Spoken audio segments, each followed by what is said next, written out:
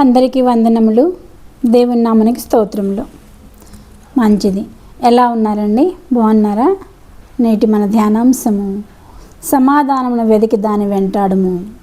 నేటి మన ధ్యానాంశము సమాధానమును వెతికి దాన్ని వెంటాడుము. కీర్తనల గ్రంథము 34వ అధ్యాయము. దావీదు మహారాజు రాసిన కీర్తనల గ్రంథము 34వ అధ్యాయము 12వ వచనం చదువుకుందామండి. బ్రతుకుగోరువాడు ఎవడైనా ఉన్నాడా? మేలు నొందుచు అనేక దినములు బ్రతుకుగోరువాడు ఎవడైనా ఉన్నాడా? మేలు నొందుచు అనేక దినములు బ్రతుకుగోరువాడు ఎవడైనా ఉన్నాడా అని ఇక్కడ దావీదు మహారాజు మాట్లాడుతున్నాడు. బ్రతుకుగోరే వాళ్ళు చాలామంది ఉంటారు, కానీ మేలు నొందుచు అనేక దినములు మేలు నొందుచు అనేక దినములు బ్రతుకువారు ఎవరైనా ఉన్నారా? ఇలాగా మేలు నొందుచు అనేక దినములు బ్రతకాలి అంటే దానికోసం కొన్ని మంచి పనులు చేయాలండి. చెడ్డ మాటలు పలకకుండా నీ నాలుకను, కపటమైన మాటలు పలకకుండా నీ పెదవులను కాచుకొనుము. చెడ్డ మాటలు మాట్లాడకుండా నీ నాలుకను, కపటమైన మాటలు పలకకుండా నీ పెదవులను కాచుకొనుము. కీడు చేయటం మాని మేలు చేయుము. సమాధానమును వెతికి దాన్ని వెంటాడము. అప్పుడు నీవు మేలు నొందుచు అనేక దినములు నీవు ఈ లోకంలో జీవించగలుగుతావండి. మేలు నొందుచు అనేక దినములు ఎవడైనా బ్రతుకుగోరుచున్నాడా అంటే మేలు నొందుచు బ్రతుకుగోరాలి అంటే ఈ పనులన్నీ చేయాలి. చెడ్డ మాటలు పలకకుండా నీ నాలుకను, కపటమైన మాటలు పలకకుండా నీ పెదవులను కాచుకొనము. కీడు చేయటం అని మేలు చేయము. సమాధానం వెతికి దాన్ని వెంటాడుము. జీవమును ప్రేమించి మంచి దినములు చూడగోరువాడు చెడ్డదాన్ని పలుకకుండా తన నాలుకను, కపట మాటలు చెప్పకుండా తన పెదవులను కాచుకొనవలను. జీవమును ప్రేమించి మంచి దినములు చూడగోరువాడు, మంచి దినాలు, దాని జీవితకాలం అంతా మంచి దినాలు చూడాలి అనుకుంటే ఏం చేయాలి? చెడ్డదాన్ని పలుకకుండా తన నాలుకను, కపట మాటలు చెప్పకుండా తమ పెదవులను కాచుకొనవలను. కీడు నుండి తొలగి మేలు చేయవలను. వాడు కీడు నుండి తొలగి మేలు చేయవలను. సమాధానమును వెతికి వెంటాడవలను. ప్రభువు ప్రభువు నీతిమంతుల ప్రార్థనల్ని వింటాడండి. మా నీతిమంతుల ప్రార్థనల వైపు ఆయన వింటాడు. నీతిమంతుల ప్రార్థనలు వింటాడు. కీడు చేయవారి ప్రార్థనలకు విముఖుడై ఉంటాడు యేసయ్య. నీతిమంతుల ప్రార్థనలకు వరయొగ్గును. యెహోవా దృష్టి నీతిమంతుల మీద ఉన్నది, ఆయన చెవులు వారి మొరలకు ఒగ్గి ఉన్నవి. దుష్టక్రియలు చేయవారికి ఆయన దూరముగా ఉంటాడు, విముఖుడై ఉంటాడు. ఎప్పుడైతే మనం నీతిమంతులుగా ఉంటామో, ఎప్పుడైతే మనము ఆయన్ని ప్రార్థిస్తూ ఉంటామో, ఎప్పుడైతే మనం ఆయన్నే మంచి మాటలు పలుకుతాం, మన నోటితో మంచి మాటలు పలుకుతాం. ఫర్ ఎగ్జాంపుల్ ఐఎమ్ టెల్లింగ్ ఏంటంటే, ఎవరైనా హాస్పిటల్లో ఉన్నారనుకోండి, మనం ఏం చేస్తామో చూడటానికి వెళ్తాం కదా.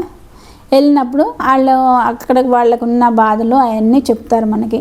ఇలా ఉంది ఆరోగ్య పరిస్థితి, ఇలా చెప్పారు డాక్టర్ గారు అని చెప్తారు.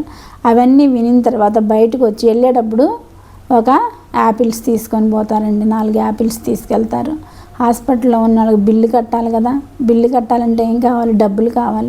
డబ్బులు కావాలంటే మనం యాపిల్స్ తీసుకెళ్తే వాళ్ళకి డబ్బులు వస్తాయండి. ఉన్న వాళ్ళైతే 10,000 ఇవ్వచ్చు, 5,000 ఇవ్వచ్చు. అలాగ మనకు మన స్థితిని బట్టి మనము హాస్పిటల్లో ఉన్న వాళ్ళకి డబ్బులు ఇవ్వాలి, కానీ వాళ్ళకి యాపిల్స్ తీసుకెళ్ళి ఇవ్వకూడదండి. వాళ్ళు డబ్బులు లేక బాధపడుతూ ఉంటారు హాస్పిటల్లో. వాళ్ళని మనము కొంచెమైనా ఆదుకున్న వాళ్ళమై ఉంటాం, సహకారం చేసిన వాళ్ళమై ఉంటాము. కాబట్టి బయటకు వచ్చిన తర్వాత వాళ్ళ గురించి ప్రార్థన చేయాలి. కానీ మనం ఏం చేస్తామంటే, వాడికి రాడు, వాడికి పెద్ద జబ్బు వచ్చింది, వాడు ఇంకా హాస్పిటల్ నుంచి ఇంటికి రావడం కష్టం అని చెప్పేసి మనము ఇలాంటి మాటలు మాట్లాడతాం. అలాంటి మాటలను ఏమంటాము? మంచి దినములు చూడగోరువాడు చెడ్డ మాటలు పలకకుండా ఉండాలి. నాలుకను, కపట మాటలు పలకకుండా పెదవులను కాచుకొనవలను. నాలుకను, పెదవులని కాచుకొని వారి కోసం ఇంటికి వచ్చి ప్రార్థించినట్లయితే వారు మంచిగా తగ్గి ఇంటికి రావాలని వారి కోసం విజ్ఞాపన ప్రార్థన చేయాలి. అది నీ నాలుకను నువ్వు కాపాడుకోవడం, అది నువ్వు చెడ్డ మాటలు పలకకుండా నీ పెదవులను కాచుకోవడం. అర్థమైందండి? అంతేగాని హాస్పిటల్లో ఉన్నవాడికి రాడు, అది ఇదని నెగిటివ్గా థింగ్స్ మనము మాట్లాడకూడదండి. యేసయ్యకి ప్రార్థించాలి. అయ్యా యేసయ్య, నీ బిడ్డ హాస్పిటల్లో ఉన్నాడు, నువ్వు స్వస్థపరిచేసయ్యా అని యేసయ్యని ప్రార్థించినట్లయితే మన నాలుకను మన పెదవులను కాచుకున్న వాళ్ళం అవుతామండి. దావీదు మహారాజు అంటున్నాడు, నా నాలుకతో పాపం చేయకున్నట్లు నా మార్గములను జాగ్రత్తగా చూసుకొందును. మా నాలుకతో పాపం చేయకున్నట్లు జాగ్రత్తగా చూసుకొందును అని దావీదు మహారాజు మాట్లాడుతున్నాడు. యెహోవా నా నోటికి కావలించుము, నా పెదవుల ద్వారమునకు కాపు పెట్టుము, నా పెదవుల ద్వారమునకు కాపు పెట్టుము, నా నాలుకకు కావలించుము అని యెహోవాకి ప్రార్థిస్తున్నాడు దావీదు మహారాజు. కాబట్టి మనము సమాధానాన్ని వెతికి వెంటాడాలండి. సమాధానాన్ని తన నోరు కాచుకునేవాడు తన్ను కాపాడుకొను అని సొలొమోను మహారాజు చెప్తున్నాడు. కాబట్టి మన నోటి మాటల వలన, మన పెదవులతో మాట్లాడే మాట వలన, నాలుకతో మాట్లాడే మాట వలన చెడ్డ మాటలు మాట్లాడకుండా ఇతరులకి మంచి కలిగే విధంగా మాట్లాడాలి. మేలు చేయటానికి నీకు నేర్చుకోవాలి. సమాధానాన్ని వెతికి సంతోషంగా ఉండాలి.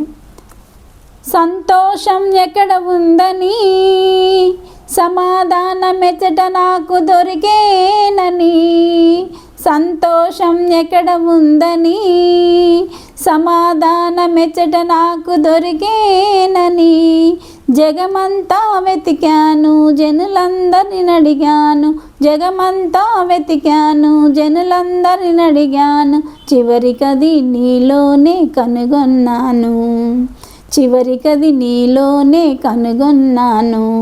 ఎంత మంచి దేవుడవయ్యా యేసయ్యా, చింతలన్నీ తీరేనయ్యా నిన్ను చేరినా, నా చింతలన్నీ తీరేనయ్యా నిన్ను చేరినా. ఎంత మంచి దేవుడవయ్యా యేసయ్యా, నా చింతలన్నీ తీరేనయ్యా నిన్ను చేరినా, నా చింతలన్నీ తీరేనయ్యా నిన్ను చేరినా. సమాధానం ఎక్కడుందంట? యేసయ్యలో ఉంది. సమాధానాన్ని వెతికి వెంటాడము అంటే యేసయ్యని వెతుకు. యేసయ్యని వెతికితే నువ్వు సమాధానాన్ని వెతికినట్లే. సమాధానం అనేది యేసయ్యలోనే ఉంది. మనకి ఎక్కడ దొరకదు. బంధువులను అడిగినా దొరకదు. జగమంతా అడిగాడంట, జగమంతా అడిగినా లేదు, జనులందరిని అడిగినా లేదు. ఎక్కడుంది? యేసయ్యలోనే మనకి సమాధానం అనేది ఉంది. కాబట్టి మనం అందరం సమాధానాన్ని వెతికి సంతోషంగా ఉండాలని కోరుకుంటూ ఈ చిన్న వాక్యాన్ని ముగిస్తున్నానండి. చిన్న ప్రార్థన చేసుకుందాం. సర్వశక్తి మిక్కిలి కృపగలన ఘనమైన యేసురాజా, మీ పాదములకు స్తుతులు స్తోత్రములు తండ్రి. అద్భుతకరడ ఆశ్చర్యకరడ నీ పాదములకు స్తుతులు స్తోత్రములు. మేము విన్న వాక్యమును ప్రభా మా హృదయంలో నీరు కట్టి ఫలింప చేయండి. అయా నీ కొందనాల సమాధానాన్ని వెతికి వెంటాడినట్లుగా మా హృదయాలని మీ వైపుకు త్రిప్పుకున్నట్లు సహాయం చేయండి ప్రభా. మా నాలుకను కాచుకున్నట్లు, మా పెదవులను కాచుకున్నట్లు సహాయం చేయండి ప్రభా. అయ్యా మేము మా నోటితో మంచి మాటలు మాట్లాడే భాగ్యం అనుగ్రహించండి తండ్రి.